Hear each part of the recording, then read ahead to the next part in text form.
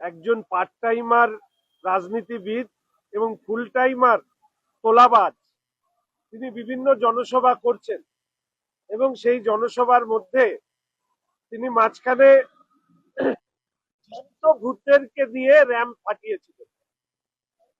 আমি প্রশ্ন তুলেছিলাম যে জ্যান্ত ভূতদের সাথে সাথে এই র্যাম্পে সেই বিএলওদেরকে হাঁটানো হোক যারা জ্যান্ত মানুষকে মৃত দেখিয়েছিলেন।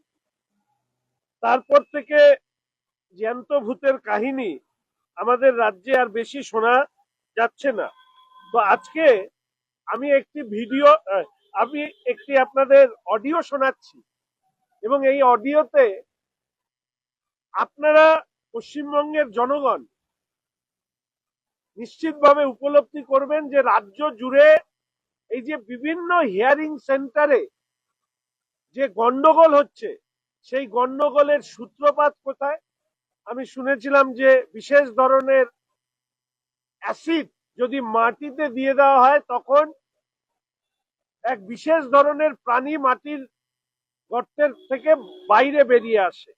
এই বাইরে বেরিয়ে আসার পেছনের কারণ হচ্ছে এই এসআইআর না হলে এগুলো আমরা জানতে পারতাম না। আমি অনুরোধ করব এই কল যে রেকর্ড এটা একটু শুনুন।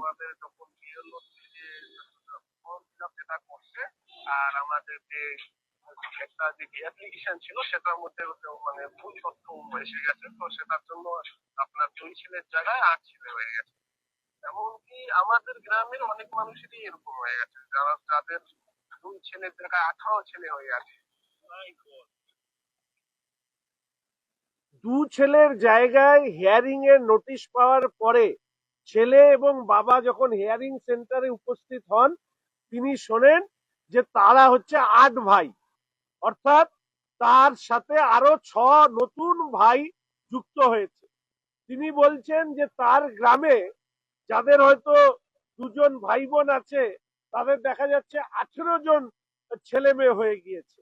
অর্থাৎ ম্যাপিং করতে গিয়ে এই ধরনের ভুয়ো তথ্য ব্যবহার করে, অন্যের নাম ব্যবহার করে, 2002-এ যাদের নাম ছিল তাদের নাম ব্যবহার করে একের পর এক নাম এই ড্রাফট ভোটার লিস্টে তোলা হয়েছে।